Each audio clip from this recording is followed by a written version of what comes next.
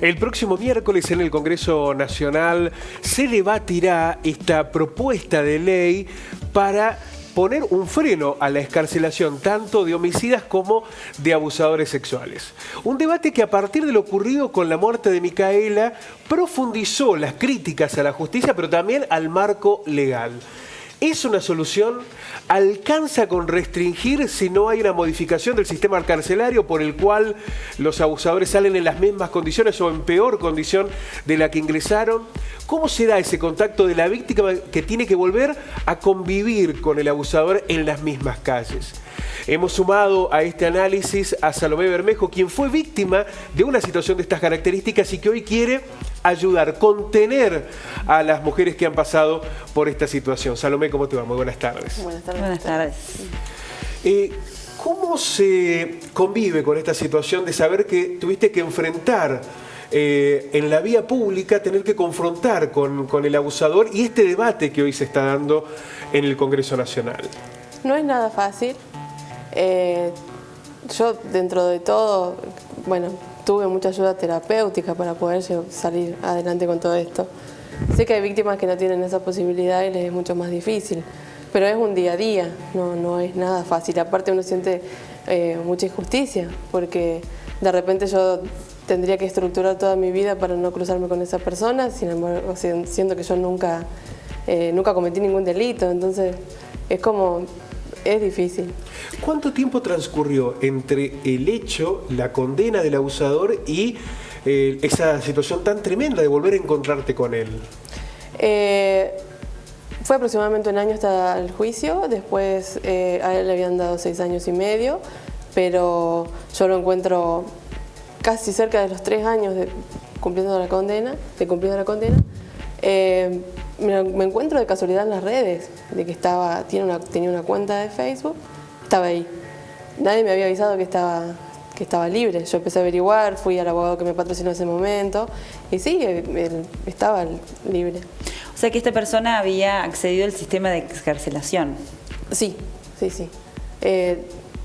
No accedí mucho a las razones, pero por lo que tenemos entendido puede ser de que haya cumplido la mitad de la condena, entonces haya podido salir, o por esta cuestión de los puntajes o el buen comportamiento dentro de la cárcel. ¿Tenía antecedentes? ¿Era una persona con antecedentes? Sí, desde el año 97. Inclusive había estado cumpliendo condena acá en la cárcel de Río Cuarto. Es decir, a pesar de los antecedentes, cumplió los 2/3 y quedó en libertad. Sí, exactamente, como pasa con muchos. ¿Qué cambió en tu vida a partir de ese momento? Y uno es un antes y un después, o sea, nunca más uno vuelve a ser igual. Inclusive trabajando en terapia yo puedo avanzar, porque si no le tengo miedo a todo, porque es como que te cambia todo, uno no vive igual que antes.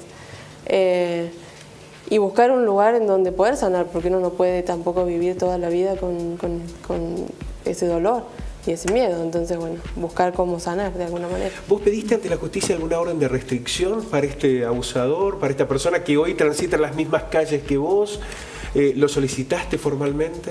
Sí, averigué por todos lados si se podía hacer algo, porque yo, por lo que había leído, inclusive hasta empecé a buscar a través de internet cómo era el tema de las leyes, porque yo abogada no soy, entonces... y salía de que me tendrían que haber avisado para yo ver de qué manera me manejaba. Entonces pregunté en varios lugares, me dijeron que no había nada para hacer. En el caso, sí, se podía accionar en el caso de que yo viera que él frecuentaba el lugar en donde vivo, o si me lo cruzaba o si lo veía cerca. O sea, primero tendría que haber un daño para que pudieran hacer algo. Antes, no, nada. ¿Conocés, Salomé, casos, testimonios de otras mujeres que hayan pasado como vos por la misma situación y la segunda situación de encontrarse con el abusador en la calle o enterarse de que la persona no terminó de cumplir la condena y recuperó la libertad?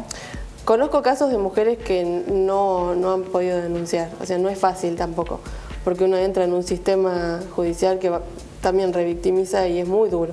Hasta pasar la condena, si es que lo condenan, es durísimo. O sea, el nivel de estrés te exponen tremendamente.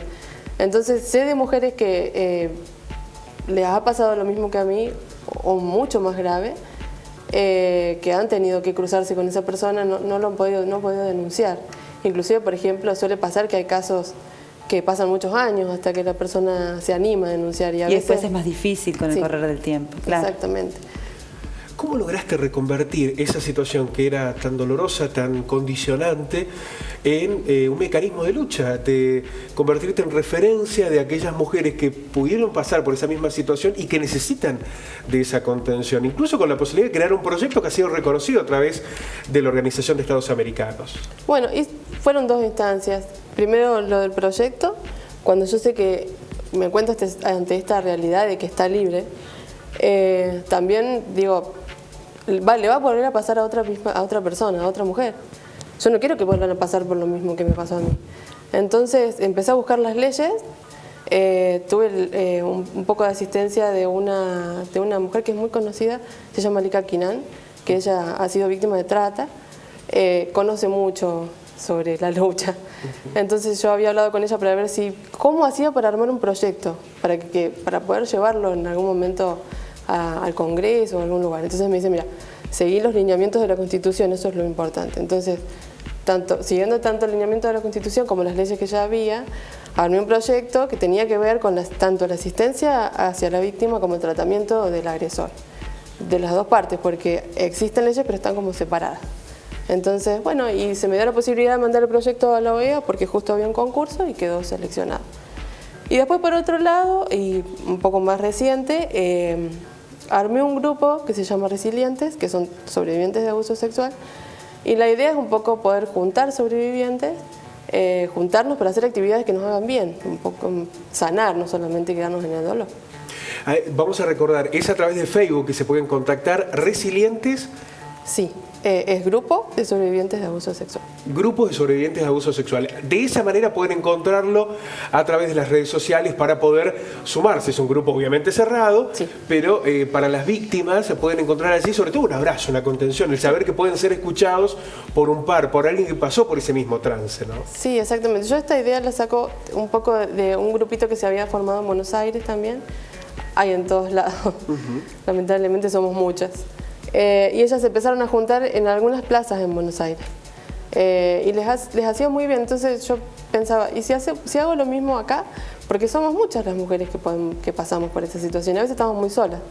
Entonces digo, bueno, voy a ver si tiene repercusión. Y en estos días se han acercado algunas mujeres preguntándome si pueden participar. Salomé, recién cuando hablabas del proyecto nos decías que este proyecto que presentaste y que fue bien aprobado cuenta en una parte la posibilidad de tratar al abusador.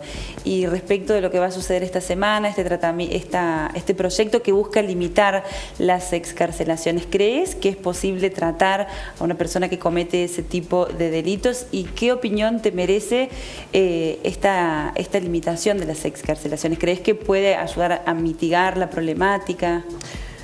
En mi proyecto apuntaba justamente a esto, que los abusadores reincidentes, porque hay muchos que pasan toda su vida entrando y saliendo de la cárcel, no tengan la posibilidad de una reducción de condena o salir porque se portan bien dentro del penal. Y que sí o sí tengan un tratamiento psicológico o psiquiátrico durante lo que dure toda la condena.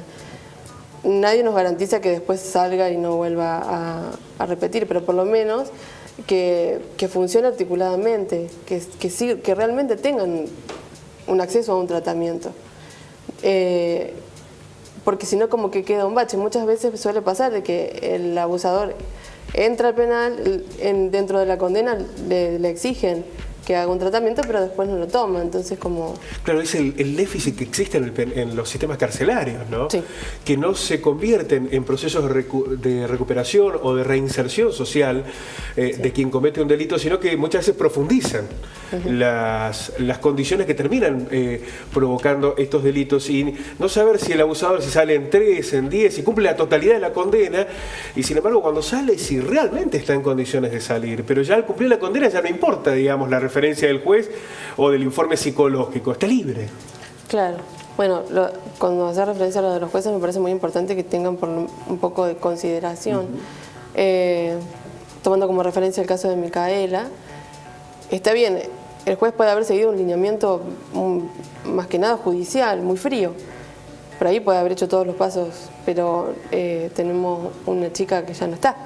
Entonces, por más que él haya hecho todos los pasos que eran correctos, se generó un daño. Entonces, tienen que Sí, había un informe además que le indicaba que no era aconsejable, porque no es vinculante ese informe psicológico, pero le decía que no era aconsejable que lo dejaran en libertad. Y sin embargo, a pesar de esa instancia, por eso es que se lo cuestiona a Rossi, ¿no? De haber tomado esa determinación. ¿Confías que el proyecto de ley va a resolver esta situación? Por lo menos le va a dar un marco legislativo, o cuando se delibera sobre la coyuntura, sobre la urgencia, no siempre salen las mejores cosas, ¿no? Esta cuestión de que a lo mejor se debería debatir en otro momento, en una instancia de mayor tranquilidad, sumar especialistas. Yo creo que es importante que se debata con un poco más de tranquilidad, que se tomen un poco más en cuenta un montón de cosas. No solamente porque estamos en una época de elecciones o como que aprietan un poco políticamente, se decida tan rápido. Creo que necesita un poco más de análisis. Salomé, muchísimas gracias por contarnos la experiencia, pero sobre todo por convertir tanto dolor en una lucha que hoy ayuda a muchas otras mujeres, y para nosotros es muy valioso y de profunda admiración lo que venís realizando. Vamos a compartir antes del final del noticiero también nuevamente el sitio en Facebook para que aquellas víctimas de abuso sexual se puedan sumar y encuentren allí un espacio de contención que es fundamental. Muchísimas gracias. Gracias, Salomé.